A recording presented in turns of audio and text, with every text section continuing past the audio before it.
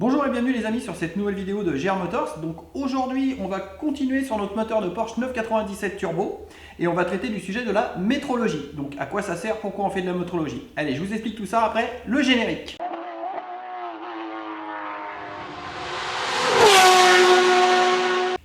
Alors la métrologie, qu'est-ce que c'est? Eh bien la métrologie en fait c'est un ensemble de mesures qui va nous permettre de contrôler en fait les ensembles des pièces mécaniques du moteur, tout simplement pour savoir en fait si elles sont toujours dans les tolérances de fonctionnement. Donc alors il y a des mesures à prendre sur différents éléments avec différents outils que je vais vous présenter.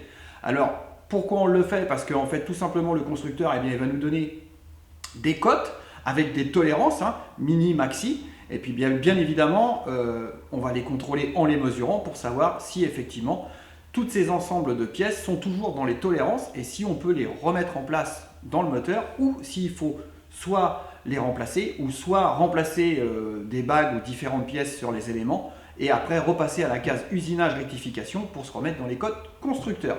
Donc voilà, c'est ce qui va vraiment nous permettre de déterminer qu'est-ce qui est encore en état dans le moteur, et qu'est-ce qui est usé et qu'est-ce qui n'est pas usé. En fait, c'est vraiment ça le but des mesures. Et bien évidemment, on va se référer au manuel constructeur parce qu'il nous faut évidemment des références. Alors, donc les différents outils qui nous servent à faire ça. Alors déjà, le plus simple, pour ceux, il y en a certainement plein de vous qui connaissent.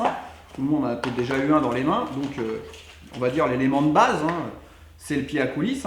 Donc voilà, moi j'utilise un Mitu Toyo digital. Après j'en ai un autre que j'avais quand j'étais à l'école qui est avec une petite aiguille. Donc voilà, ça nous permet de faire des mesures intérieures et extérieures. Donc là voilà, la précision là on est au centième. Ensuite, après on a dans des éléments un petit peu plus compliqués, donc on a ce qu'on appelle les micromètres. Donc là on va les contrôler des épaisseurs et là on est sur une précision donc au millième. Après, on a cet outil-là, alors je ne sais pas si vous avez déjà vu ça, donc ça c'est un comparateur, donc avec une aiguille, là on va voir, voilà, quand on fait une action, on voit l'aiguille qui remue, qui bouge, donc vous voyez, pour information, un tour de cadran c'est 1 mm, donc on a une résolution de 1 centième.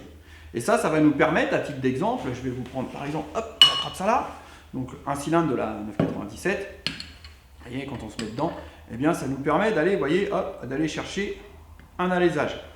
Et quand on fait du croisé, eh bien, en fait, c'est ça avec cet outil-là qu'on va pouvoir constater si déjà notre cylindre il est toujours au bon diamètre et surtout s'il n'a pas d'ovalisation. Parce qu'on va prendre dans un sens et dans l'autre. Et là, on va se rendre compte s'il est toujours bien circulaire.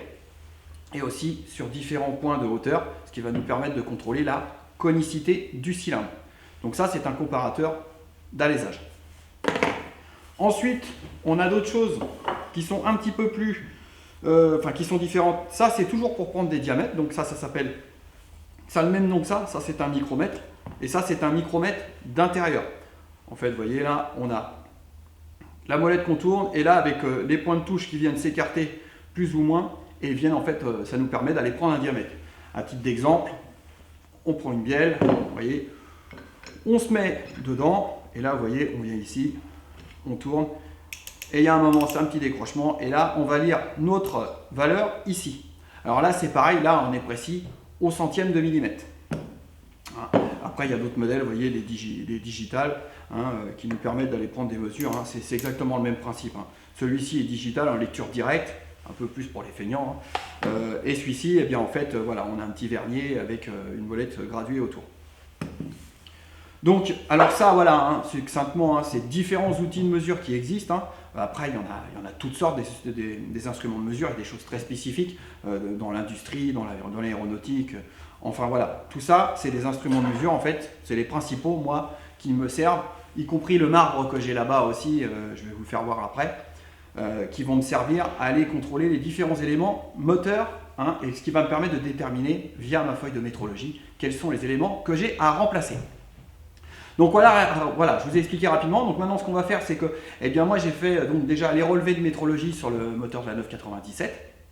Donc, eh bien là, justement, on va voir un petit peu qu'est-ce qu'il en résulte. Et vous allez voir que par rapport aux problèmes qu'il y a eu sur le moteur par rapport à la casse, D'ailleurs, dans les commentaires, je vais revenir là-dessus parce qu'il y en a beaucoup qui m'ont parlé. Oui, c'est étonnant, il n'y a qu'un cylindre qui est touché, pourquoi les autres ont rien et tout. Donc c'est vrai que je ne l'avais pas illustré dans la précédente vidéo, mais là on va en parler un petit peu plus. Effectivement, j'ai bien le premier cylindre qui est complètement détruit, mais les deux autres derrière, il était temps que ça s'arrête parce que je vais vous faire un comparatif avec l'autre banc de cylindre. Il n'y a plus de calamine, ils sont décapés et vous allez voir à la métrologie sur les bielles, eh bien, on voit bien que ce banc de cylindre là a souffert et ça ressort très bien. Alors là, on se retrouve donc sur le marbre, mon marbre de mesure en fait qui me sert à contrôler différentes pièces mécaniques. Donc là, vous voyez, il y a le vilebrequin de la 997 qui est posé sur le marbre, donc sur des V. Donc, alors pourquoi il est posé sur le marbre en fait grâce donc à... Alors attendez, je vais le prendre dans les mains. À cet outil-là, donc vous voyez, c'est un micromètre aussi, donc avec un toucheau au palpeur, là c'est pareil. On a une précision au centième. Alors en fait sur le marbre, ce que je fais en fait, c'est ce que je vous avais dit la dernière fois, je vais contrôler en fait la flèche du vilebrequin pour voir en fait s'il est parfaitement droit, voir s'il n'est pas quelquefois, parce que bon là, sur ce type de vilebrequin là, c'est très rare quand ils prennent de la flèche parce que vous voyez, on a 1, 2, 3, 4, 5, 6, on a 7 paliers, donc il est très bien guidé, c'est très rare quand ça prend de la flèche. Mais on peut avoir des cas sur des vilebrequins 4 cylindres ou qui a 5 paliers. On a déjà vu par exemple sur la 21 Turbo ou même sur les Lancia Delta, des moteurs qui sont très turbo compressés. Eh bien en fait les vilebrequins ils arrivent à prendre un peu de flèche. Alors en fait ça fait que quand ils tournent, eh bien, ils font un bas lourd comme ça. Alors on contrôle ça justement grâce au marbre, parce qu'on vient prendre un point de mesure ici, un point de mesure ici. Puis après on vient palper tous les paliers. Et donc normalement, par comparaison, on devrait avoir... le minimum, on a une tolérance, enfin ça dépend des moteurs, mais là vous voyez par exemple sur ce vilebrequin là, il est parfait parce que je suis dans le centième. Ça veut dire que je suis à 1 centième de millimètre, je suis dans le centième de millimètre entre les différents points de mesure. Donc à ce niveau-là, il est parfait. Autre chose aussi, ce vilebrequin là, j'ai pris donc toutes les cotes. D'ailleurs comme je suis à côté, je vais vous faire voir un autre modèle plus gros. Hop, hop, je reviens, je suis là. Donc je l'ai pris comme tout à l'heure, vous voyez le micromètre, celui-là c'est un modèle plus gros, puis vous voyez, voilà, c'est là qu'on vient aller chercher en fait notre diamètre, et là on vient contrôler les différents paliers, ainsi que les manetons, et du coup on fait un relevé de mesure, et surtout on vient les comparer par rapport à ce que nous dit le constructeur, si effectivement, si on est dans les cotes. Alors déjà, première chose, visuellement, comme je vous avais dit la dernière fois, il est en parfait état, mais il peut très bien être beau visuellement, et hors cote, c'est-à-dire usé, ou même avoir les pièces qui sont le maneton ou le tourillon, au lieu d'être bien rond, ils peuvent être ovalisés aussi. Donc on le contrôle grâce à ça. Donc voilà pour la partie vilebrequin. On va aller un petit peu plus loin maintenant, on va aller voir les bielles, et là vous allez voir que c'est pas aussi brillant que sur le vilebrequin. Donc là on retrouve les différents éléments du moteur de Porsche, sur lequel, le 997 Turbo évidemment, sur lequel j'ai fait l'ensemble de la métrologie. Donc là on a les bielles, là on a l'arbre intermédiaire avec les chaînes. D'ailleurs le fameux arbre intermédiaire qui sont sur les carters Mezger, qui n'ont rien à voir avec les carters refroidissement liquide car ils ne sont pas équipés de roulement, ils sont équipés de paliers. Et ici on a l'ensemble des 6 cylindres pistons. Et c'est là que justement je vais revenir un petit peu parce que dans la précédente vidéo il y a eu beaucoup de commentaires en disant que ce qui était étonnant c'est pourquoi il n'y avait qu'un piston qui était touché, qu'il n'y avait pas les autres. Enfin c'est vrai que je n'avais pas été dans le fond des choses. Mais là je vais y revenir, je vais vous expliquer et vous allez voir qu'il n'y a pas qu'un piston qui a été endommagé. Enfin pas aussi gravement mais il n'y en a pas qu'un.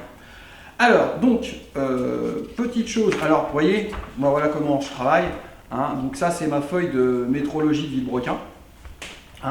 Alors tout de suite, je le dis, s'il y en a qui voient marqué 993 en haut, c'est pas du tout le cas. C'est pas une 993. Enfin, j'ai pris la fiche de la 993 tout simplement parce que sur la fiche de la 993, vous voyez, on a l'illustration du vilebrequin.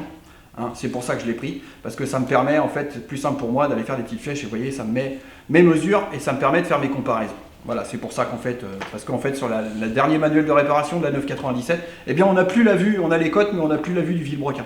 Donc voilà, moi je travaille comme ça. Voilà, c'était pour au cas où qu'il y en a qui verraient 993.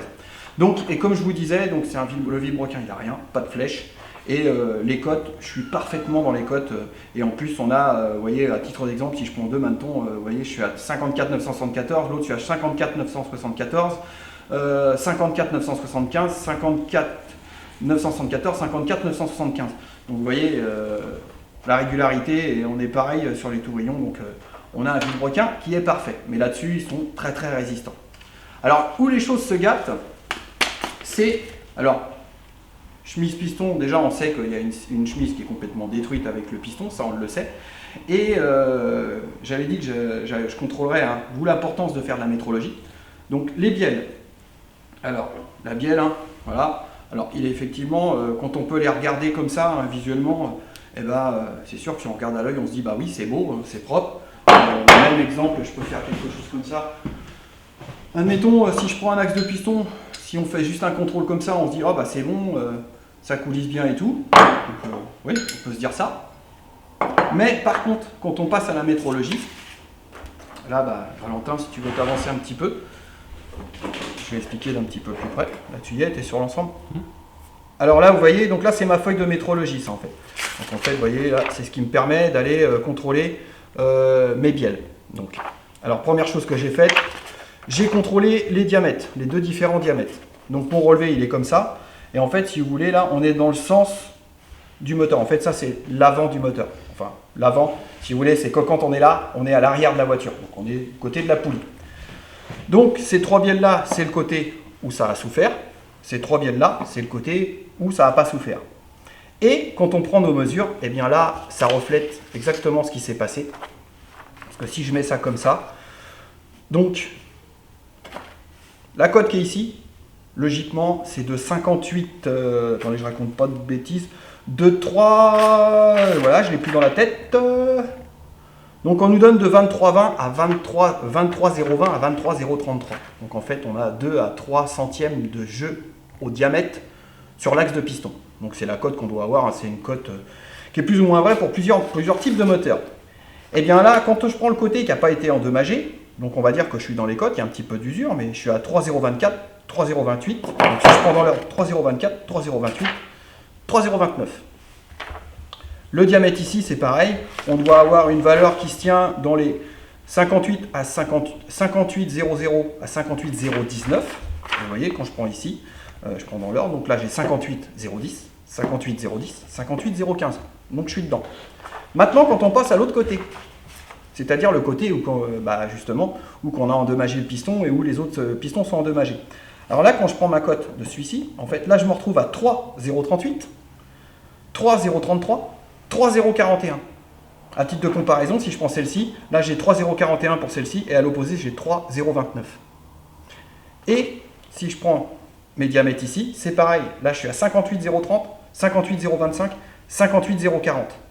Alors que normalement, comme par exemple celle-ci, on ne devrait pas dépasser les 58, j'arrive pas à la retenir, les 58,019. Et là, on est rendu à 58,040. Donc ça, c'est la bielle qui a subi le plus. Donc vous voyez que, eh bien en fait, ce qui s'est passé, hein, faut quand même imaginer que cette pièce-là, je vais essayer de vulgariser un petit peu. Donc vous avez votre piston, voilà.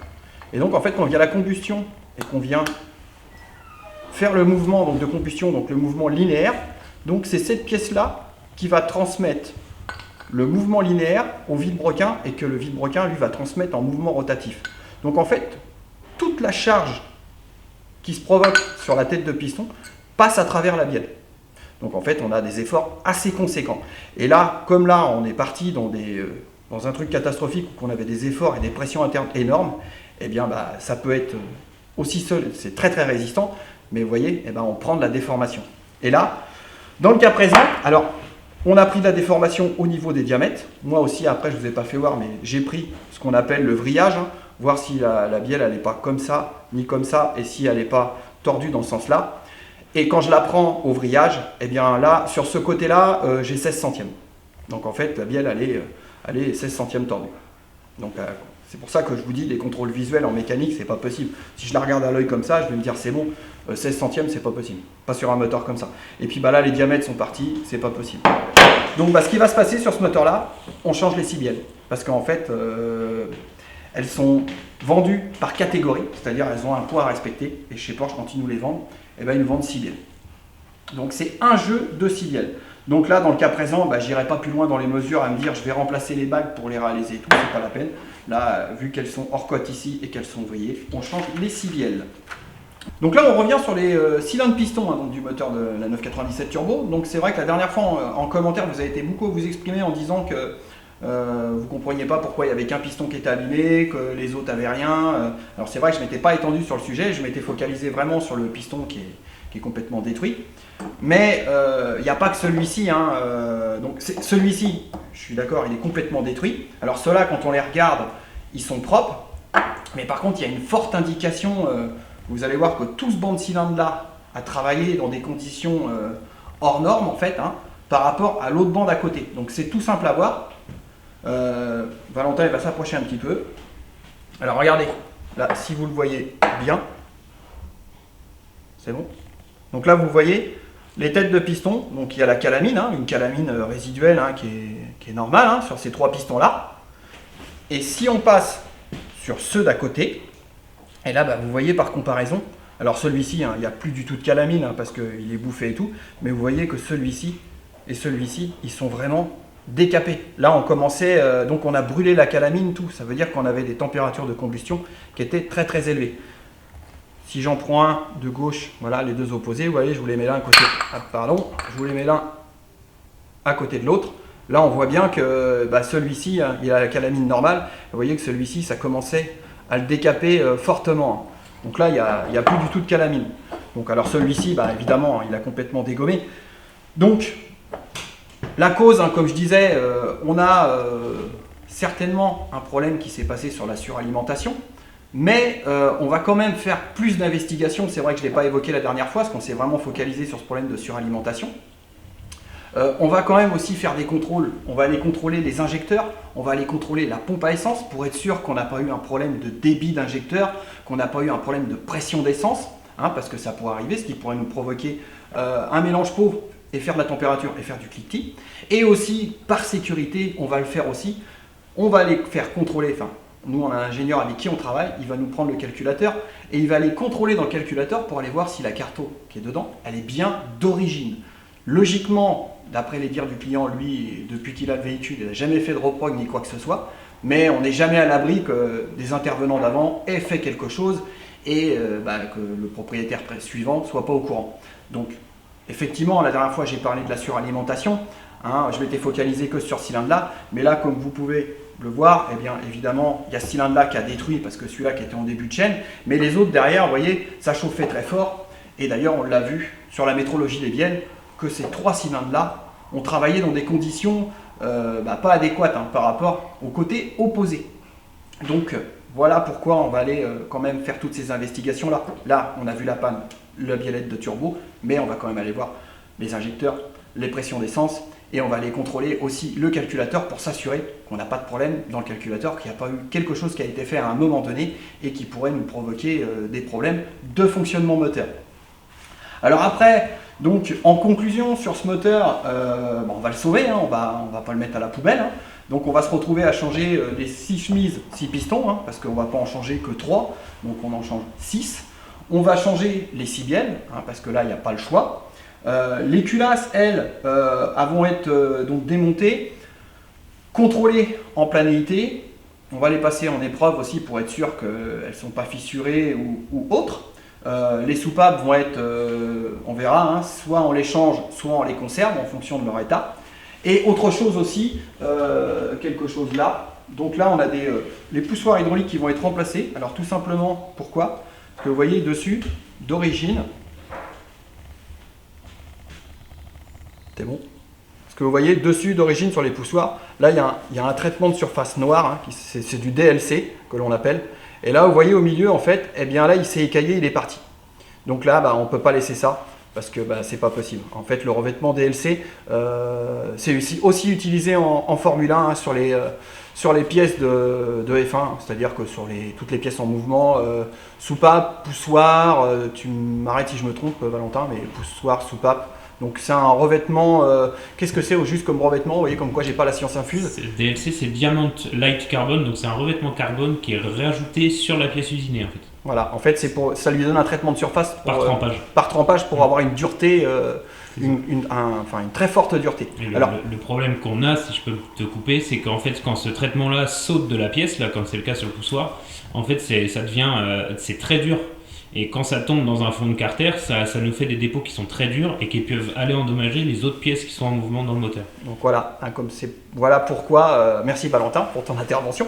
Donc voilà pourquoi en fait, eh bien, on va les remplacer parce qu'en fait, l'avantage et l'inconvénient d'un matériau qui est très très dur, il est très très très résistant. Mais par contre, quand il se met à casser, eh ben, c'est comme du verre en fait. Il se pète en petits morceaux et vous voyez, ça part de partout. Et si j'en prends un autre, vous voyez, bah là, on voit bien le point de friction et le revêtement est parti. Donc, d'où la nécessité et le pourquoi, je vous disais la dernière fois, du nettoyage méticuleux de l'ensemble des pièces et de l'inspection de tous les petits trous et conduits pour être sûr qu'on n'ait pas de particules qui soient restées et qu'on n'ait pas de cochonnerie de rester par rapport au mélange eau-huile. Alors le mot de la fin sur cette petite vidéo, je vais en profiter quand même pour vous faire voir la pompe à huile de la 997 parce que je l'ai entièrement désossée, entièrement contrôlée. Et puis peut-être que ça va intéresser certains de vous de voir un petit peu comment c'est fait et comment c'est composé. Alors la pompe à huile, donc voilà comment c'est composé. Hein. Vous voyez, c'est quand même un bel ensemble, c'est une belle pièce mécanique. Donc là en fait on a le corps de pompe. Hein. Ici on a la partie crépine qui vient aspirer l'huile. On a un premier étage, là, vous voyez ces pignons là, eux qui tournent entre eux, hein, parce que ça fonctionne comme ça en fait. C'est le système d'engrenage qui fait qu'on aspire l'huile, qu'on la comprime et qu'on la refoule. Vous voyez, il y a un deuxième étage ici et un troisième étage. Donc les pompes de Porsche, alors sur les carters Menzgear, hein, c'est-à-dire que tous les modèles à refroidissement par air, jusque sur les 997 Turbo, 997 GT2, GT3 et tout ça, on a ce type de montage. Donc vous voyez là, elle est en version éclatée. En fait, vous voyez, tout ça, ça s'assemble comme ça et comme ça. Donc là, vous voyez, je l'ai entièrement démonté, entièrement nettoyée et entièrement contrôlée. Donc elle est bonne à reprendre du service, hein, pas d'usure, elle est dans les tolérances, elle est dans les cotes, elle est parfaitement propre. Donc là, voilà, c'est prêt à remonter. Donc je voulais vous faire voir un petit peu comment c'était composé, parce que je trouve que c'est une pièce intéressante. Donc une jolie pièce de mécanique. Donc voilà pour la pompe à huile. Eh bien écoutez les amis, eh bien on va en rester là pour cette troisième vidéo de ce moteur de Porsche 997. Donc vous inquiétez pas, il va y avoir les autres épisodes qui vont suivre sur le remontage, hein, là, parce que là je vais continuer à tout nettoyer, je vais faire mes derniers contrôles. Hein, j'en ferai peut-être une entre les deux où on regardera un petit peu les soupapes, les culasses et tout ça. Le remontage cylindre-piston dans le carter moteur. Et puis il y a aussi, on vous fera aussi une autre vidéo très prochainement.